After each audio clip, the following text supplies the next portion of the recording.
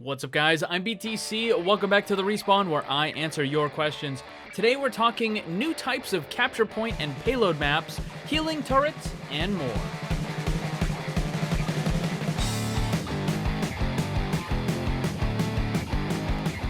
First question of the day. Do you think changing Symmetra's turrets to healing turrets will make her a viable character? That was one of the suggestions that people were making back when she was still in the support role, but since they've moved her into the damage role, I don't think it would be a good idea to change the turrets in that way, and also I don't think they should put her back into support. Now, they could have a new character that has turrets that function kind of like that, and that would work fine for the new character, but for Symmetra, I think they should keep her in the damage role and just try to improve upon that. Now, she's not really a fully viable character. She still has a lot of kind of niche usage, and there are some improvements to be made. I think one of the things I've talked about in the past is improving the teleporter, making it more like Orissa's barrier, where you can place a new one before the old one expires, and it simply replaces the old one. The old one just vanishes and the new one appears. So that's one of the things that they could change.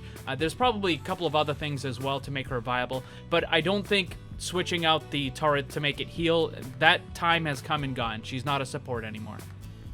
The Overwatch devs seem to be putting more content in the game, first with the workshop and now the replay system. What do you think will be next? I'm not really sure. They have been talking about this new social update thing, and they haven't given us any idea what it is. We know it's not guilds, because they said that if they were going to do that, it would be a whole BattleNet-wide thing, unless they were just doing like a double fake on us or something like that. But they're talking about some other new social update that's supposed to be added. It was supposed to come last fall, and we didn't get it. And it's not the replay system, it's not the workshop, so what that is, I have no idea, but that could be the next thing. If I'm on a team with 5 DPS, what role is more important to fill, tank or healer?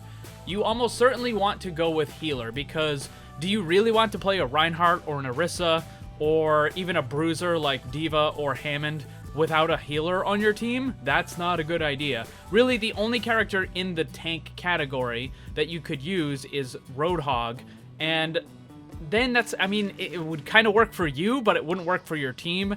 So if you're trying to be the most beneficial, then you'd want to go with a healer. How would you rework heroes like Moira or Brig if Lock 222 came out? That's an interesting question. I've been thinking about Brig specifically on how they would rework the character. And it's not so much that they would rework it, it's more like a rebalancing. I think it would have to do a lot more with the numbers than with the abilities. Do you think Rein's Fire Strike should have a burning effect? No, I don't think it needs it.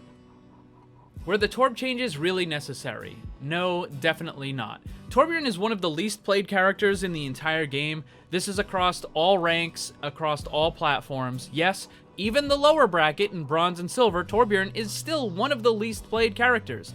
The numbers don't lie. So why are they nerfing a character that almost nobody is even playing? It makes him even less viable for the middle bracket and for the upper bracket players, right? And if they're going to change Torbjorn so that he's less problematic for the lower bracket players, because this was kind of the excuse that why they needed to nerf Torbjorn, well, because he was a little too strong for the lower bracket players. Well, if you're going to nerf Torbjorn in the lower bracket, you want to nerf something that's only going to affect the lower bracket, which is primarily his turret. So if you're going to nerf something, you nerf the turret, because the character is what is the most effective things in the upper bracket. The turret is just kind of the extra damage in the upper bracket. It's not like a super big deal. It's just kind of there, and then it gets easily destroyed. So it's not really that big of a deal. So if you nerf that, it's not going to have really any impact on the upper bracket, but you can make it less of a problem for the lower bracket. So, I mean, if they really needed to nerf him, which I don't think they did, they could have nerfed the turret instead of the character itself. That would have been more optimal. What tank ability does Overwatch need the most right now? They just need more tanks. Like, they just need more tanks that can actually tank. I'm not talking about bruisers who just kind of have a lot of health and deal damage. I'm talking about characters that can actually protect their team to reduce or to prevent damage. Now, obviously, barriers are the go-to thing for that, but you know, there's only so many ways that you can handle barriers, so they need to come up with some different things. I've done this with Brute, one of my hero concepts, where he kind of absorbs the damage from a teammate. You can have other things where it provides a passive resistance to a teammate or to an area or something like that. There's all different ways. They just need more tanks that actually tank and actually protect their team. Do you think there'll ever be a try-capture point map? I've thought about this. I don't really think it would be a good idea. I know they have it in Team Fortress 2, but the problem with Overwatch is you have dive, right? And I think what would end up happening in Overwatch, if you do have a try-capture point map or even like a 5-capture point map or something, right? If you're trying to like mimic Arathi Basin or something like that, what's going to end up happening is both teams are going to pick dive, and then there's going to be very little fighting that actually goes on. They're just going to move from one point to the next, capture it as fast as they possibly can, and it's really just going to boil down to a race, like which team can keep 2 of the capture points at any one given time. Now, you might think that bunker might be good, but it's not really that good at all, because what would end up happening is, sure, you could fully defend 1 capture point, but then the enemy team would just say, okay, we'll just ignore that one, and we're going to go and capture the other 2. And they just wouldn't even pay attention to it. And if they're playing dive, they would be able to move around so much faster that they wouldn't even need to deal with the Orisa and the Bastion or the Torb or whatever else you got going there. They would just ignore it, and they would just go to the other ones. So it's a neat idea, but I'm not really sure it would really work unless you just don't care about having dive 24/7. I mean, if that's okay, then whatever. Do you think we'll get a payload map that has every point higher than the previous, like going up a hill? So once more, we're going to talk about TF2 maps, because some of those payload maps were my absolute favorite. I would play those for hours and hours and hours on end, and a bunch of them did have this sort of thing where you would move upwards. Now, once more, we're talking about vertical mobility and the high movement type stuff, which once again goes into dive. So, if you have all of the points that are moving up vertically, it gives kind of an unfair advantage to any character with vertical mobility, like Winston and D.Va and Genji and some of those. So, you're basically making these maps where you almost have to play dive. Now, there are ways to get around this. You could have it be a little more enclosed so that those dive characters aren't as effective, and you would have to have some more choke areas and just, you know, lower ceilings in some of these rooms and stuff like that, and just make it so that the massive vertical mobility isn't as good as it would be. If it was just like a totally open area, then yeah, dive would just completely dominate. I mean, I think, again, it's possible, but there are a lot of restraints because dive exists. Do you think some skins could give a minor buff to a hero, like plus 10 hit points or an extra 2% damage? Would that work in Overwatch? No! No. No. Don't give any special benefits to skins. Don't give advantages to skins beyond what they already have. How to Moira Fade Jump. Having trouble with it. Alright, let me show you. A lot of this has to do with just kind of getting a feel for how it works. But there are some things that you need to do. You don't want to try to jump on this object, and you don't necessarily want to jump too far away from it.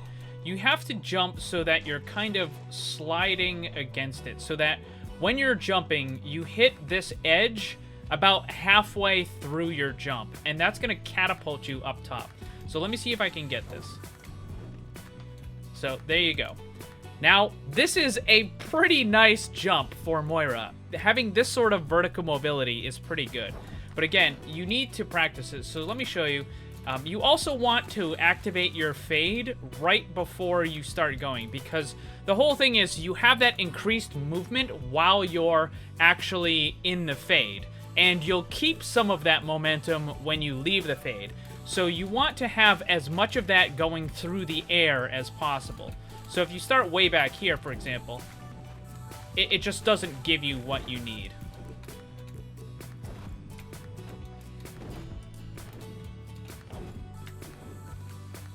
So a little too early on that one.